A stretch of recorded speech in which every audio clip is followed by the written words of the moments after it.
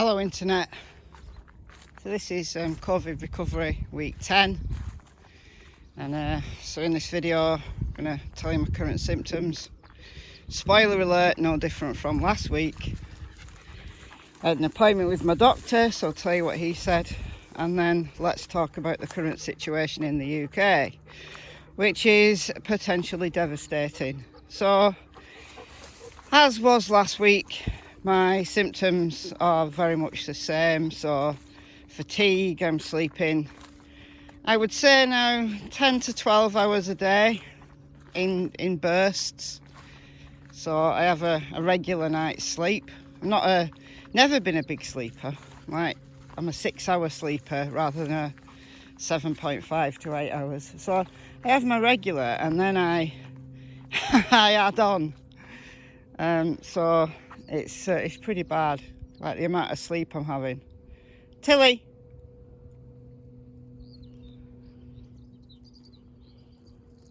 Wish you had as much energy as these dogs.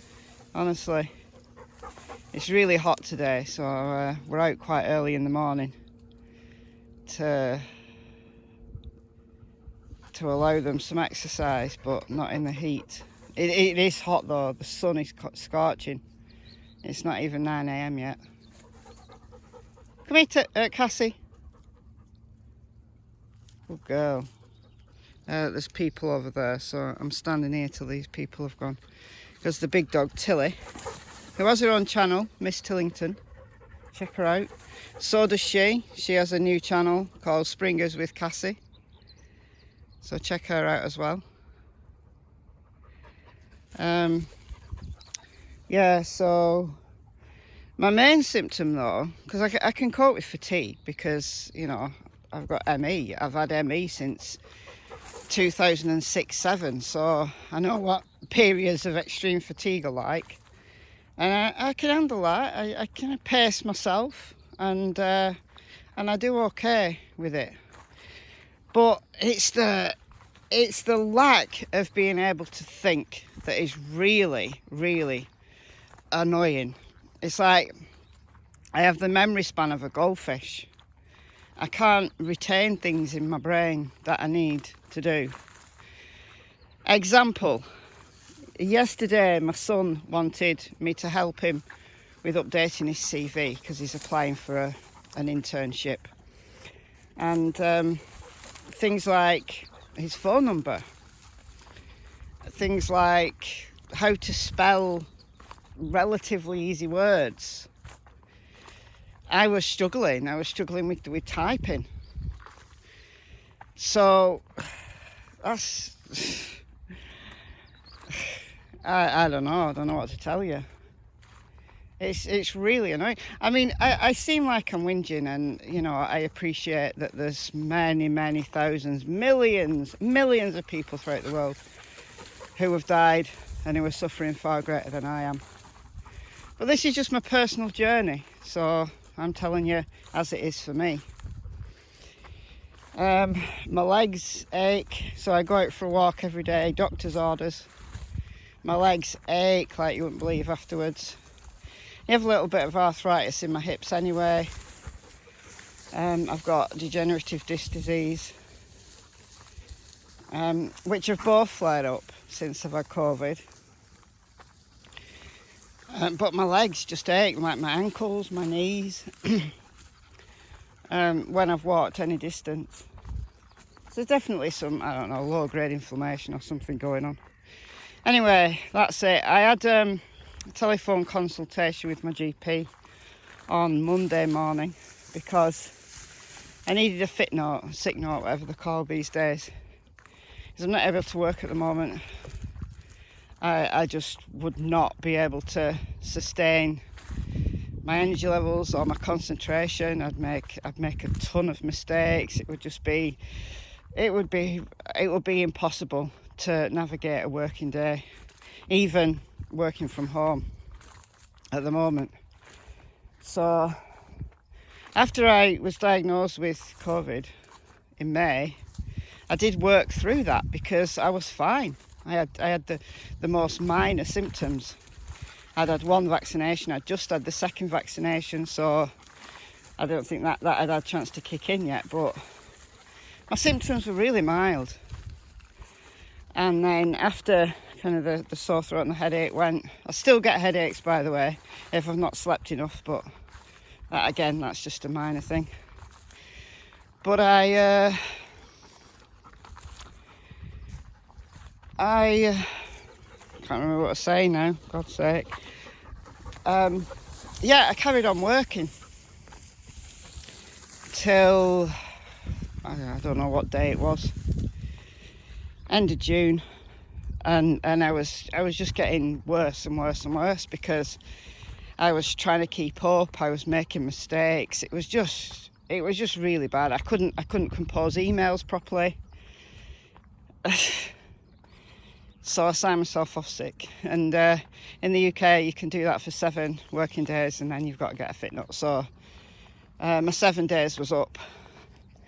I had to wait a week because the doctors couldn't fit me in because they were just overloaded with patients. So I had to wait a week. So they had to. I'd been off sick 2 weeks by the time I saw the doctor on Monday. So work back the time span. Yeah, so he backdated my sick note, and he just gave me some general advice. So sleep, and this might help someone else, I don't know. Sleep when you need to. Eat well. Eat nutritious food.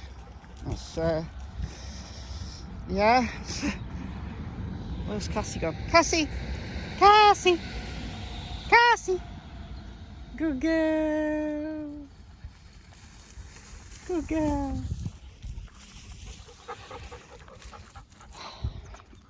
And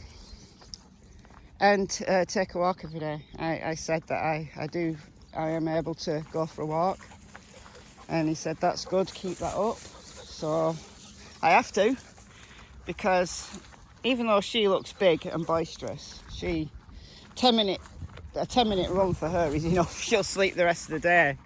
She's 5 years old, so she's in her prime, but she's a short burst dog, and she's not got very good stamina.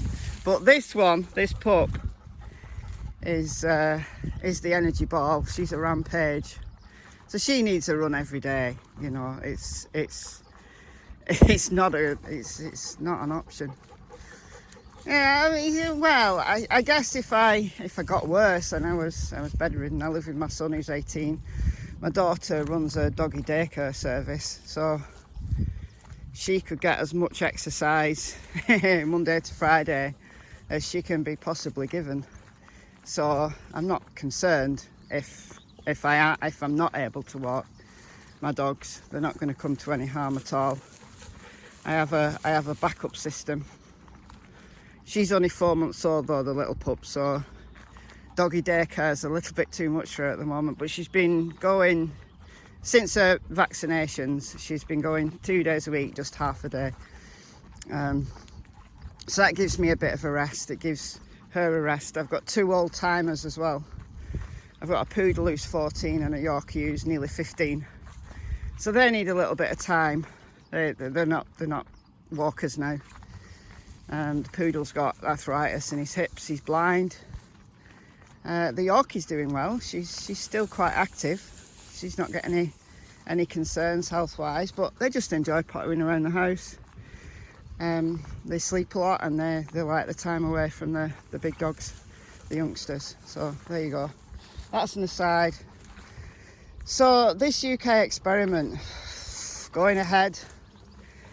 Yesterday there was 52,000 new cases. The day before, what was it, 42,000 or something. I mean, this is crazy. Now let's imagine that 10% of those got long COVID. Let's just call it around 100k, because, you know, math and all that. Cassie.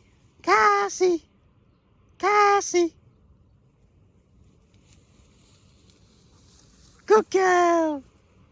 Her recall's really good. Cassie. Good girl. She's a spaniel. Spaniels chase sniffs and smells and scents. They can't help it, so... Good girl! Good girl! Good girl!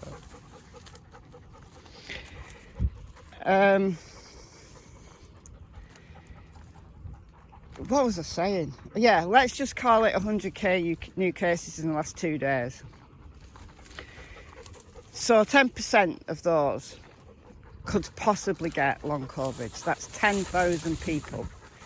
Even if we take it down to 1 in 20, which is far more than that, it's 5,000 in 2 days who are going to go on to get long COVID.